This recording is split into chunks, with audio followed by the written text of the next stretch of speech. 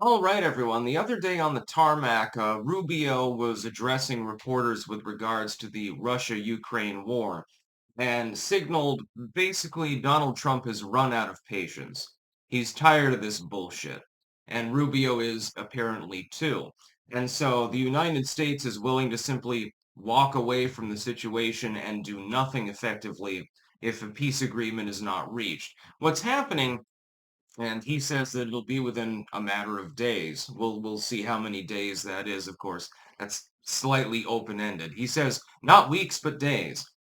Well, a week is comprised of a certain number of days, so again, we shall see. I have optimistic hopes for this, but it's not certain. Sounds like lawyer speak to me. There's probably a reason for that. The idea is that Russia wants one thing, Ukraine wants another. Ultimately, they're going to, because Ukraine has been physically invaded, and the Russians hold the high ground in parts of Ukraine, but are incapable of overrunning the entire country, and don't show any particular disposition to do so. And because Ukraine does not want to cede any territory, and in fact wants to retake Crimea, the two sides are going to have to negotiate. Some sort of settlement will have to be reached.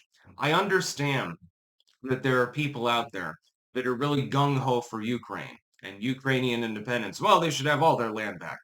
There are people out there that are really gung-ho for Russia. Well, then fucking Putin should just overrun the whole thing and NATO should dissolve. Neither of these are pragmatic positions, though. It would require a major sea change in order for either of these scenarios to actually play out. You have to be pragmatic when you're in diplomacy. You have to be pragmatic when you're engaging in politics. The liberals haven't gotten the memo yet still. Uh, Therefore, what's likely to happen is that the Ukraine will cede some of its territory that is currently held by Russia in exchange for NATO membership or something like that. And then there will be a drawdown on both sides of a military nature, and everything can go back to effectively the status quo. I would note if the United States decides to not fund Ukraine, it will force Europe to do more. Because it doesn't seem like the other European states are particularly interested in defunding the Ukrainian effort. The war could drag on for years. But as Rubio pointed out, little Marco, as Rubio pointed out, this is not our war. Yeah, we didn't start a war for once. Russia effectively started it. Ukraine by technically violating the Minsk agreement, although that's not a reason to be invaded and have your territory taken over. It was effectively Russia that decided to invade. They were the ones that begun the outright hostility. Ukraine, to its credit, has held its own fairly well, but it's had to do so with Western weaponry, Western logistics, and so forth. In the end, though, Ukraine is not capable of taking over Russia. Russia is apparently incapable of taking over Ukraine. Therefore, there's going to have to be negotiations. I think Russia wants the fuel deposits and minerals more than anything else, located in that part of the country. Ukraine can still be a prosperous nation, but you're going to have to negotiate, end the hostilities, and then rebuild. That's the long and short of it. Parts of Ukraine probably look like Gaza right now, only with more liquid resources, basically. I don't know. The United States can't continue this effort forever. When was it that liberals decided that long-term proxy wars, by the way, were a good idea?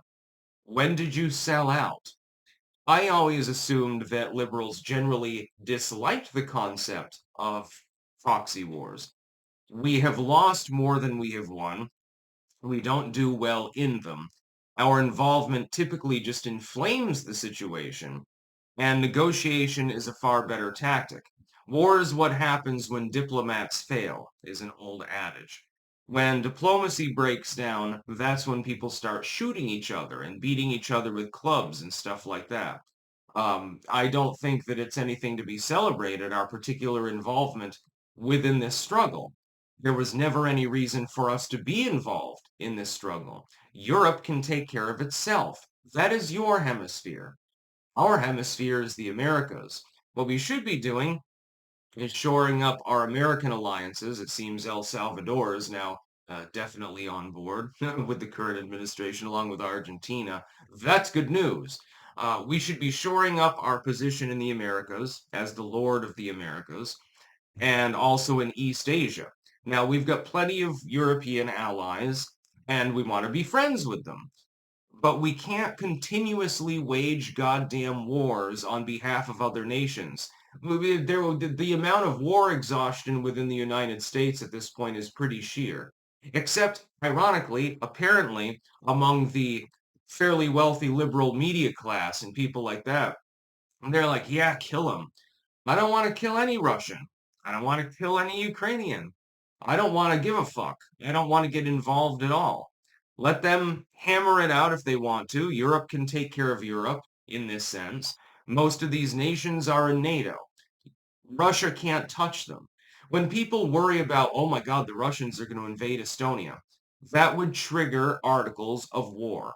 It would result in a nuclear conflict, or at the very least, a very, very large scale ground conflict. Russia would lose. They could not stand against the manpower of all of Europe combined, let alone when the United States and Canada and a bunch of other nations are obliged to get involved. Russia would fall. In the end, they'd be beaten into submission. This is a war between Russia and a singular nation that's not a member of NATO. It's a totally different situation. And people aren't recognizing this. They think, well, if Russia is emboldened by taking Ukraine, they're definitely going to march further into Europe. Yeah, try and attack Poland and see what happens. Try and attack the Greeks. Try and attack the Germans and French. Oh, wait, you have to attack all of them at the same time. That's not going to go over too well. This is not the Napoleonic era fought with bayonets and cutlasses and things like that. I mean, I happen to like melee weapons myself, but that's not the way that modern war works. You'd be facing off against a massively larger manpower spread across an amazing amount of territory with enormous amounts of resources, huge Western backers. And by the way, if the United States got involved, it could also invoke articles with other alliances. You realize that we're allied with about a dozen different Latin American nations, right? That we're contractually obliged to defend one another, right? And there's a reciprocal, what about East Asia? There are 5 or 6 countries over there that we're allied with.